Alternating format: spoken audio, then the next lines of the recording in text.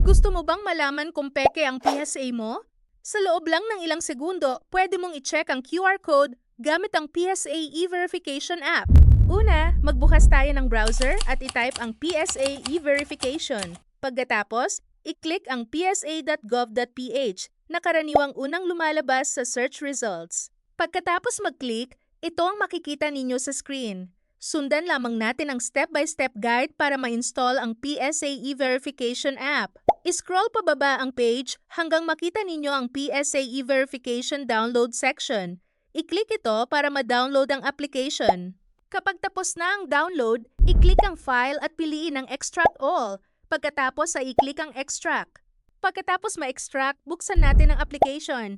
Kung desktop ang gamit ninyo, maaring lumabas ito sa BlueStacks App Player. I-click lamang ang back icon at makikita na natin ang PSA e-verification app. Buksan ang app pagkatapos ay i-click ang scan QR code. Dahil wala tayong webcam sa desktop, cellphone na lamang ang gagamitin natin para mag-scan. Pumunta tayo sa Google Play Store at buksan ito. I-click ang search icon at i-type ang PSA e-verification. Kung naka-install na ito sa inyong device, i-click lamang ang open. Pagbukas ng app, i-click ang scan QR code at piliin ang only this time kapag humingi ng camera permission. Pagkatapos, iscan natin ang QR code na makikita sa ating PSA document. Maaring gamitin ang app na ito para sa mga sumusunod na dokumento: PSA Birth Certificate, PSA Marriage Certificate, PSA Death Certificate at Senomar. Kapag matagumpay ang verification, ganito ang magiging resulta. Makikita ninyo ang iba't ibang impormasyon tulad ng transaction number, transaction date, outlet code, at iba pang detalye na nakarecord sa PSA system.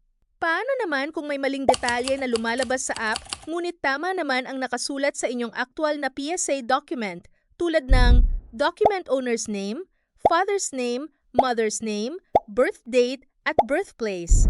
Gaya na lamang ang nag-send ng message at nagtanong sa atin. Tama ang nakasulat sa inyong aktual na PSA document pero maling detalye na lumalabas sa app. Sa ganitong sitwasyon, mas mabuting pumunta sa pinakamalapit na local civil registry office upang mabigyan kayo ng tamang impormasyon at gabay kung paano ipaayos ang inyong record. Ilagay ko na lamang sa description ang link para sa mga gustong mag-download ng PSA e-verification app.